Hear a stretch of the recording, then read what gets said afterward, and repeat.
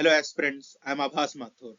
अपन इस चैनल पर पढ़ रहे हैं करंट अफेयर्स। तो अपनी करंट अफेयर सीरीज का ये थर्ड पार्ट है। दो पार्ट अभी तक हो चुके हैं। अगर आप लोगों ने नहीं देखे हो तो जाकर एक बार जरूर देख लें, क्योंकि अपन बहुत डिटेल में कवर कर रहे हैं सारे टॉपिक्स। अपन सिर्फ न्यूज कवर नहीं कर रहे, अपन डिटेल में कर रहे हैं कि जो जरूरी है यूपीएससी के लिए, नॉलेज प्रोस्पेक्ट के लिए क्या जरूरी है, अपना फोकस उन पार्ट्स पर है। ठीक है, तो आइए शुरू करते हैं ये लेक्चर। देखो, अपना पहला कॉन्सेप्ट है होम वोटिंग। होम वोटिंग का मतलब है कि घर से ही वोट दे रहे हैं। घर से कौन लोग वोट दे रहे हैं? सीनियर सिटीजन्स जिनकी एज 85 ईयर से ज्यादा है, या वो लोग जिनको डिसेबिलिटी 40% से ज्यादा है। होम वोटिंग की फैसिलिटी सिर्फ इन दो लोगों के लिए है: persons with disability meeting 40% benchmark disability, और senior citizens aged above 85 years of age. Home voting में क्या होता है? वोटिंग की पूरी टीम और सिक्योरिटी आपके घर आती है। वहीं पे आपसे पोस्टल बैलेट पे वोट लेके जाती है। ईवीएम पे वोट लेकर नहीं जाती, पोस्टल बैलेट पे वोट लेकर जाते हैं आपका, और उस वोट को जमा करा देते हैं। होम वोटिंग की फैसिलिटी 2024 के जनरल इलेक्शन से शुरू हुई है। जो लोकसभा के इलेक्शंस हुए थे ना 2024 में, तब से ये फैसिलिटी फर्स्ट टाइम इंट्रोड्यूस करी गई थी। ठीक है, election commission of India for the first time provided facilities of home voting in 2024 general elections. Under this, voting from home takes place through postal ballot with involvement of a full contingent of polling staff and security personnel with secrecy of voting diligently maintained. इस scheme के beneficiaries कौन हैं? Persons with benchmark disability meeting 40% benchmark disability, senior citizens aged above 85 years of age। ठीक है, देखो, home voting का सीधा सा मतलब है कि आप अगर 40% से ज्यादा डिसेबल है, या आपकी एज 85% से ज्यादा है, तो पोलिंग स्टाफ और सिक्योरिटी आपके घर आएगी। वहां पे आपसे पोस्टल बैलेट पे वोट लेकर जाएंगे, ईवीएम पे वोट लेकर नहीं जाएंगे। ठीक है, ये 2024 के जनरल इलेक्शन यानी लोकसभा इलेक्शन 2024 से ही शुरू करी गई है। यही इंपॉर्टेंट बात है होम वोटिंग की। देखो, सवाल बन सकता है कि किन लोगों के लिए है ये स्कीम। उन पर्सन के लिए जिनको 40% से ज्यादा डिसेबिलिटी है, उन लोगों के लिए है ये स्कीम, या जो 85 ईयर से ज्यादा है। अब सवाल ये भी बन सकता है कि घर पे ईवीएम लेकर आएंगे क्या? नहीं, घर पे पोस्टल बैलेट लेकर आएंगे, पोलिंग स्टाफ सिक्योरिटी सब आएगी। सवाल ये बन सकता है कि ये शुरू कब करी गई थी, कौन से इलेक्शन से शुरू करी गई थी?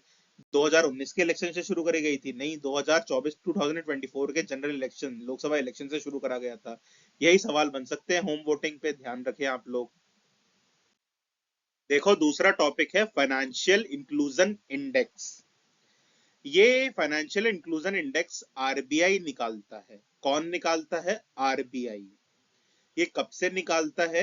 2021 से निकालता है। कब निकालता है? जुलाई महीने में निकालता है, हर साल। तो ये एनुअल इंडेक्स है। Financial inclusion index annual index है। आरबीआई इसको डेवलप करता है। 2021 से ये हर साल आ रहा है, जुलाई के महीने में। देखो, हर इंडेक्स का एक बेस ईयर होता है। फाइनेंशियल इंक्लूजन इंडेक्स का कोई बेस ईयर नहीं है, याद रखना है। ठीक है, it is released by RBI to capture the extent of financial inclusion across India by covering details of banking, investment, insurance, postal as well as the pension sector। ठीक है, फाइनेंशियल इंक्लूजन इंडेक्स का मतलब ही ये है कि देश में कितने परसेंट लोग इंक्लूडेड हैं फाइनेंशियल सिस्टम में। क्या है इनका मतलब? कि फाइनेंशियल इंक्लूजन इंडेक्स का मतलब है कि देश में कितने परसेंट लोग इंक्लूडेड हैं फॉर्मल फाइनेंशियल सिस्टम में। ठीक है, फाइनेंशियल इंक्लूजन में क्या क्या कवर होता है? Banking, investment, insurance, postal as well as pension sector. ठीक है, ये डेवलप करा गया है आरबीआई द्वारा। 2021 में पहली बार पब्लिश करा गया था। इस इंडेक्स का कोई भी बेस ईयर नहीं है, ये एक एनुअल इंडेक्स है। ये हर साल जुलाई के महीने में पब्लिश होता है। ठीक है, it captures information on various aspects of financial inclusion in a single value ranging between 0 and 100, where 0 represents complete financial exclusion and 100 indicates full financial inclusion. देखो ये जो इंडेक्स है इसकी वैल्यू रेंज करती है 0 से 100 के बीच में। 0 का मतलब है कि फाइनेंशियल इंक्लूजन है ही नहीं, कंप्लीट फाइनेंशियल एक्सक्लूजन है। और 100 का मतलब है कि फुल फाइनेंशियल इंक्लूजन है, सब लोग फाइनेंशियल सेक्टर में हैं। ठीक है, सिंपल सा इंडेक्स है। इसके 3 ब्रांड पैरामीटर्स होते हैं। फाइनेंशियल इंक्लूजन इंडेक्स FII के क्या पैरामीटर्स हैं? एक्सेस, यूसेज और क्वालिटी। एक्सेस मतलब फाइनेंशियल सिस्टम का एक्सेस कितने लोगों तक है, यूसेज मतलब कि कितने लोग यूज करते हैं फाइनेंशियल सिस्टम को, और क्वालिटी मतलब क्वालिटी कैसी है फाइनेंशियल सिस्टम की, एक्सेस, यूसेज और क्वालिटी। देखो ये एक ऐसा इंडेक्स है जो हर साल ग्रो ही करा है, हर साल ये इंप्रूव करता है, हर साल इसकी वैल्यू पिछले साल की वैल्यू से ज्यादा आती है। ठीक है, 2023 में 60.1 इसका स्कोर था, 2024 में इसका 64.2 था, 2025 में इसका 67 था। तो हर साल ये ग्रो ही करता है। जल्दी से इसका मतलब देख लेते हैं। Financial inclusion index RBI develop करता है, 2021 से ये डेवलप करना शुरू करा है। इस इंडेक्स का कोई भी बेस ईयर नहीं है, ये एक एनुअल इंडेक्स है, हर साल जुलाई के महीने में आता है। इसका मतलब है ये दिखाना चाहता है कि देश में कितना फाइनेंशियल इंक्लूजन है। नाम में ही है तो ये फाइनेंशियल इंक्लूजन बताना चाहता है कि कितने लोग फाइनेंशियल सिस्टम में कवर्ड हैं। फाइनेंशियल सिस्टम का मतलब है banking, investment, insurance, postal as well as the pension sector. ठीक है, इसके स्कोर होते हैं 0 से 100 के बीच में। 0 मतलब फाइनेंशियल एक्सक्लूजन, 100 मतलब फाइनेंशियल इंक्लूजन, कंप्लीट कंप्लीट। ठीक है, 0 मतलब कंप्लीट फाइनेंशियल एक्सक्लूजन, 100 मतलब फुल फाइनेंशियल इंक्लूजन। इसके 3 पैरामीटर होते हैं, एक्सेस, यूसेज और क्वालिटी। क्या पैरामीटर्स है? Access, usage, quality. और ये ऐसा इंडेक्स है जो हर साल बढ़ता ही है, कभी कम नहीं हुआ। 2023 में 60.1 था, 2024 में 64.2 था, 2025 में 67.0 था। ठीक है, सवाल कहां कहां से बन सकता है? फाइनेंशियल इंक्लूजन इंडेक्स कौन निकालता है? आरबीआई निकालता है। फाइनेंशियल इंक्लूजन इंडेक्स कब से निकलने लगा? 2021 से निकलने लगा। इसका बेस ईयर कौन सा? इसका कोई बेस ईयर नहीं है। ये कब निकलता है? ये एनुअल इंडेक्स है, बाय एनुअल है? ये एनुअल इंडेक्स है। क्या ये कौन से महीने में निकलता है? जुलाई में निकलता है। फाइनेंशियल इंक्लूजन ये दर्शाता है, इसमें ये बैंकिंग, इन्वेस्टमेंट, इंश्योरेंस, पोस्टल और पेंशन सेक्टर को इंक्लूड करता है। 0 से 100 में इसका स्कोर होता है। 100 मतलब फुल फाइनेंशियल इंक्लूजन, 0 मतलब कंप्लीट फाइनेंशियल एक्सक्लूजन। इसके कौन से 3 पैरामीटर है? Access, usage, quality. और क्या ये कभी डिप हुआ है? कभी ये इंप्रूव, ये हर साल ही इंप्रूव होता है? इसकी कभी वैल्यू डिक्रीज नहीं हुई इसके स्कोर की? यही पूछेंगे, इसके अलावा कुछ पूछ ही नहीं सकते। अब अपन पढ़ रहे हैं साइबेरियन डोमिसाइल क्रेन के बारे में। देखो क्रेन एक तरह के पक्षी होते हैं, क्रेन एक पक्षियों की स्पीशीज होती है, क्रेन एक बर्ड्स की स्पीशीज है। उसमें जो स्मॉलेस्ट क्रेन स्पीशीज होती है ना, वो होती है साइबेरियन डेमोसेली क्रेन। क्या है? Siberian demoiselle crane. ये सॉलिटरी बिहेवियर भी दिखाती है और सोशल बिहेवियर भी दिखाती है। यानी ये झुंड में भी मिलते हैं, ग्रुप्स में भी मिलते हैं, और ये अकेले उड़ना भी पसंद करते हैं। इंडियन कल्चर में इस बर्ड की बहुत वैल्यू है, बहुत सिग्निफिकेंस है इस बर्ड का। इसे कुर्जा कुंजा भी कहा जाता है। ये एक तरह से माइग्रेटरी बर्ड है। ठीक है, क्या है? ये माइग्रेटरी बर्ड है। ये सर्दियों में इंडिया आते हैं। ये ट्रेवल करते हैं long distances from their breeding to their wintering grounds. देखो ब्रीडिंग ग्राउंड तो इनका साइबेरिया, नॉर्दर्न एशिया में है। विंटर्स के टाइम पे ये इंडिया, पाकिस्तान के रीजन में आ जाते हैं। ये कहाँ रहना पसंद करते हैं? इनकी हैबिटेट क्या है? It inhabits fields, deserts, steppes and plains with water in general vicinity. ये देखो मैदानी इलाकों में रहना पसंद करते हैं, इन्हें थोड़ा पानी भी चाहिए। ग्रासलैंड, प्लेन्स, डेजर्ट्स में रहना पसंद करते हैं। इनका नाम कुर्जा कुंजा भी है। इंडियन कल्चर में इनका सिग्निफिकेंस बहुत होता है। ये स्मॉलेस्ट क्रेन स्पीशीज है।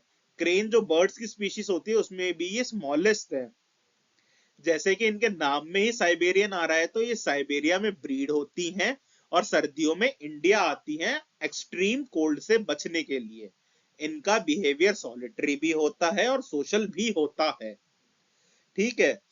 इनका हैबिटेट में आता है field, desert, steppe, grassland, plains, जहां पे थोड़ा बहुत पानी मिल जाए इनको। इनको ज्यादा पानी नहीं चाहिए, इनको थोड़ा बहुत ही पानी चाहिए होता है। इनका डिस्ट्रीब्यूशन कहाँ है? सेंट्रल यूरो साइबेरिया में मिलते हैं, ranging from the Black Sea to Mongolia and north east China. ये ब्लैक सी में भी मिलते हैं, ये मंगोलिया में भी मिलते हैं, ये नॉर्थ ईस्ट चाइना में भी मिलते हैं। नॉर्दर्न एशिया के पूरे साइबेरिया से रिलेटेड पार्ट में, उसके साइबेरिया के आसपास के पार्ट्स में, नॉर्दर्न एशिया के पार्ट्स में ये मिलते हैं। सर्दियों में ये इंडिया पाकिस्तान आ जाते हैं एक्सट्रीम कोल्ड से बचने के लिए। देखो ऐसे दिखते हैं ये, कितने सुंदर दिख रहे हैं ना।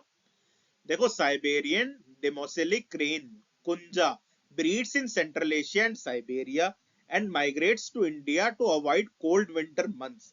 अब जैसे ये सवाल पूछ सकते हैं, क्या ये बर्ड होती है? हाँ, ये बर्ड होती है। क्या ये क्रेन स्पीशीज बर्ड स्पीशीज होती है? हाँ, ये बर्ड होती है।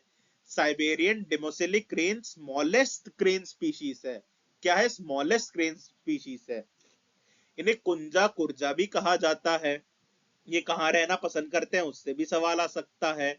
अब ये भी सवाल आ सकता है, इनकी ब्रीडिंग कहाँ होती है? ब्रीडिंग ग्राउंड कौन सा है इनका? इंडिया है या साइबेरिया? साइबेरिया वाला रीजन इनका ब्रीडिंग ग्राउंड है, इंडिया इनका विंटरिंग ग्राउंड है। सर्दियों से बचने के लिए यहाँ आते हैं। माइग्रेशन के दौरान ये रुकते हुए आते हैं पाकिस्तान ईरान में। ठीक है, आप मैप देखना, साइबेरिया सेंट्रल एशिया से ये पाकिस्तान ईरान होते हुए इंडिया आते हैं, ईरान पाकिस्तान होते हुए इंडिया आते हैं। इनको इंडिया में गुजरात और राजस्थान में रहना बहुत पसंद है। राजस्थान गुजरात में जो वेटलैंड्स है ना, जैसे सांबर लेक हो गई, नल सरोवर हो गया, यहाँ रहना इनको बहुत पसंद है। राजस्थान के सांबर, गुजरात के नल सरोवर में ये पाए जाते हैं। इनका आईयूसीएन स्टेटस लीस्ट कंसर्न है। इनका आईयूसीएन स्टेटस क्या है? Least concern. Convention on migratory species CMS में ये अपेंडिक्स 2 में आती हैं। ठीक है, सीएमएस के ये अपेंडिक्स 2 में आते हैं। आईयूसीएन स्टेटस इनका लीस्ट कंसर्न है। देखो, राजस्थान में एक गांव है कीचन विलेज, वो एक फेमस प्लेस है इस बर्ड के लिए। सवाल ऐसा भी आ सकता है कि ये इंडिया के कौन से पार्ट में आते हैं? राजस्थान गुजरात में आते हैं। इनके आईसीएन स्टेटस पे भी सवाल आ सकता है, सीएमएस के स्टेटस पे भी इनका सवाल आ सकता है, कौन से अपेंडिक्स में आते हैं। सवाल ये भी आ सकता है कि किचन विलेज राजस्थान का कौन सी बर्ड के लिए फेमस है। ठीक है, साइबेरियन डिमोसिली क्रेन के लिए किचन विलेज राजस्थान का फेमस है। ये सारे सवाल हैं, ये पक्षी है, ध्यान से देख लें, दिमाग में बैठा लें। ये है प्रोजेक्ट परी, पब्लिक आर्ट्स ऑफ इंडिया। ये एक इनिशिएटिव है भारत सरकार के मिनिस्ट्री ऑफ कल्चर का। ठीक है, ministry of culture initiates project PARI for the 46th world heritage committee meeting. First intervention under project is taking place in Delhi. देखो, दिल्ली में ये फर्स्ट इंप्लीमेंटेशन हो रहा है प्रोजेक्ट परी का। किसका फर्स्ट इंप्लीमेंटेशन हो रहा है? प्रोजेक्ट परी का। प्रोजेक्ट परी मिनिस्ट्री ऑफ कल्चर का प्रोजेक्ट है। ठीक है, this project aims to provide a platform to uplift the aesthetic and cultural outlook of Delhi while adding grandeur to the rich historical legacy of our national capital. Project Pari aims to stimulate dialogue, reflection, and inspiration, contributing to the dynamic cultural fabric of India. देखो, आम भाषा में simple सी बात यह है कि project परी ministry of culture का प्रोजेक्ट है। इसको इस प्रोजेक्ट में होगा क्या? पब्लिक आर्ट ऑफ इंडिया नाम है इसका। ठीक है, तो पब्लिक में मतलब पब्लिक प्लेसेस में आर्ट बनाई जाएगी। जो भी इंडिया की कल्चरल आर्ट है ना, आर्ट फॉर्म्स हैं, वो दीवारों पे बनाई जाएगी पब्लिक प्लेसेस में, जिससे शहर सुंदर दिखे, शहर साफ दिखे, शहर में कल्चरल वैल्यूज प्रमोट होएं, लोग जान पाए कि ये आर्ट फॉर्म कहाँ का है, ये पेंटिंग कौन सी पेंटिंग है, मधुबनी पेंटिंग है, ये पिथौरा पेंटिंग है, ये वर्ली पेंटिंग है। ये पेंटिंग्स लोग जान पाए, यही है प्रोजेक्ट परी। ये सबसे पहले इंप्लीमेंट करा जा रहा है दिल्ली में। ठीक है, एस्थेटिक और कल्चरल व्यू बढ़ाने के लिए, दिल्ली का सुंदर बनाने के लिए दिल्ली को ये प्रोजेक्ट अपनाया जा रहा है। कौन सी मिनिस्ट्री का है? मिनिस्ट्री ऑफ कल्चर का है ये। पब्लिक में, पब्लिक आउट ऑफ इंडिया तो नाम ही है इसका, परी। तो इसमें क्या होगा, पब्लिक प्लेसेस में पेंटिंग्स बनाई जाएंगी। कौन सी पेंटिंग्स बनाई जाएंगी? इंडियन फोक पेंटिंग्स बनाई जाएंगी। ये एक लिस्ट है, एक बार आप गो थ्रू कर लो। देखो सवाल ये भी आ सकता है, मैच द फॉलोइंग, कि फड़ पेंटिंग कहाँ की है, कौन से स्टेट की है, कलमकारी कौन से स्टेट की है, तो एक बार रीड कर लो। देखो फड़ पेंटिंग होती है राजस्थान की, गौंड पेंटिंग होती है मध्य प्रदेश की, तंजोर पेंटिंग होती है तमिलनाडु की, कलमकारी पेंटिंग होती है आंध्र प्रदेश की, थांगका एक बुद्धिस्ट पेंटिंग होती है, ये सिक्किम और लद्दाख लद्दाख की होती है, अल्पोना पेंटिंग वेस्ट बंगाल की होती है, चेरियाल पेंटिंग तेलंगाना की होती है, पट्टाचित्रा उड़ीसा की होती है, लांजिया सोरा पेंटिंग उड़ीसा की होती है, पिथोरा पेंटिंग गुजरात की होती है, वर्ली पेंटिंग महाराष्ट्र की होती है, अजपन पेंटिंग उत्तराखंड की होती है, अल्पना पेंटिंग त्रिपुरा की होती है। ठीक है, एक बार शॉर्ट नोट्स में ये सारी पेंटिंग का भी ऐसे एरो बनाकर लिख लें। आप लिखे फड़ पेंटिंग, एरो बनाकर लिखे राजस्थान, तो मैच द फॉलोइंग का सवाल आ सकता है, बहुत इंपॉर्टेंट यूपीएससी का, आपको गलत करके नहीं आना, यहाँ पे याद कर लो। आज का आखिरी टॉपिक है न्यू स्पेस इंडिया लिमिटेड। देखो अपना इसरो है, इसरो आता है डिपार्टमेंट ऑफ स्पेस में, गवर्नमेंट ऑफ इंडिया की फुली ओन्ड कंपनी है इसरो। इसरो जो भी सैटेलाइट भेजता है ना प्राइवेट कंपनियों के, वो न्यू स्पेस इंडिया लिमिटेड के थ्रू भेजता है। इसरो सैटेलाइट भेजता है या जो भी प्राइवेट कंपनियों के लिए एक्टिविटी करता है ना, वो न्यू स्पेस इंडिया लिमिटेड के थ्रू करता है। न्यू स्पेस इंडिया लिमिटेड एक तरीके से कॉमर्शियल आर्म है इसरो का। ठीक है, New Space India Limited is the commercial arm of ISRO incorporated as a wholly owned Government of India company under Department of Space. ISRO कौन से डिपार्टमेंट में आता है? Department of space. Department of space की कोई ministry होती है क्या? नहीं। देखो department of space ministry of science and technology में नहीं आता, department of space ministry of science and technology में नहीं आता, डिपार्टमेंट ऑफ स्पेस का कोई मिनिस्टर नहीं होता, डिपार्टमेंट ऑफ स्पेस को सीधे पीएमओ गवर्न करता है, डिपार्टमेंट ऑफ स्पेस को पीएमओ गवर्न करता है। मेरी प्राइम मिनिस्टर वाली वीडियो में मैंने अच्छे से समझा रखा है। सवाल ये भी बन सकता है कि डिपार्टमेंट ऑफ स्पेस क्या ministry of science and technology में आता है? नहीं, नहीं आता। डिपार्टमेंट ऑफ स्पेस को गवर्न करता है प्राइम मिनिस्टर ऑफिस। ठीक है, एनएसआईएल की प्राइमरी रिस्पॉन्सिबिलिटी होती है, it's primary responsibility is enabling Indian industries to take up high technology space related activities and commercial exploitation of the products and services emanating from the Indian space program. देखो satellite भेजनी हो, कोई startup को technology चाहिए हो, तो वो direct ISRO में कांटेक्ट नहीं करेंगे, वो कांटेक्ट करेंगे न्यू स्पेस इंडिया लिमिटेड में। ठीक है, क्योंकि ये कमर्शियल आर्म है इसरो का। NSIL is a public sector undertaking of Government of India registered under Companies Act 2013। सवाल आ सकता है क्या ये सोसाइटीज एक्ट से बनी है, रजिस्टर्ड है उसके अंडर? नहीं, NSIL रजिस्टर्ड है कंपनीज एक्ट 2013 में। ये एक तरीके की पब्लिक सेक्टर अंडरटेकिंग है गवर्नमेंट ऑफ इंडिया की। ये शेड्यूल ए कैटेगरी में आती है डिपार्टमेंट ऑफ स्पेस में। ठीक है, मोटा मोटा याद रख लो, New Space India Limited commercial arm है इसरो का। जो भी कमर्शियल एक्सप्लॉयटेशन होगा, प्राइवेट सेक्टर से रिलेटेड जो भी चीजें होंगी इसरो की, चाहे सैटेलाइट भेजना, टेक्नोलॉजी ट्रांसफर या कुछ भी स्टार्टअप रजिस्टर करना होगा, वो न्यू स्पेस इंडिया लिमिटेड के थ्रू ही होगा। ये लोगो है एनएसआईएल का। एनएसआईएल का मैंडेट क्या कहता है? Owning satellite, building satellite, providing launch satellite, building launch satellite, ठीक है, space based services, satellite building, technology transfer, ये सारे मैंडेट है। मैंडेट का मतलब इन इन चीजों में एनएसआईएल डील करेगा, new Space India limited deal करेगा, सैटेलाइट से रिलेटेड चीजों में या टेक्नोलॉजी ट्रांसफर में या स्पेस बेस्ड सर्विसेज में। ये कमर्शियल आर्म है इसरो का। इसरो आता है डिपार्टमेंट ऑफ स्पेस में। डिपार्टमेंट ऑफ स्पेस को सीधे पीएमओ गवर्न करता है, कोई मिनिस्ट्री नहीं होती। ठीक है, अब आप कमेंट सेक्शन में बताएं एनएसआईएल का हेडक्वार्टर कौन से शहर में है। ये होमवर्क है, तभी तो याद रहेगा। एक बार गूगल करोगे एनएसआईएल के हेडक्वार्टर के बारे में, एक दो आर्टिकल आएंगे वो पढ़ोगे, ऐसी तो तैयारी पक्की होगी अपनी। ठीक है, तो ऐसे पढ़ते रहे। Thank you. कैसे लग रही है ये सीरीज आपको, कमेंट सेक्शन में बताएं कि ये सीरीज कैसी लग रही है, जरूर बताइएगा। अभी तो बहुत पार्ट्स आने वाले हैं इसके।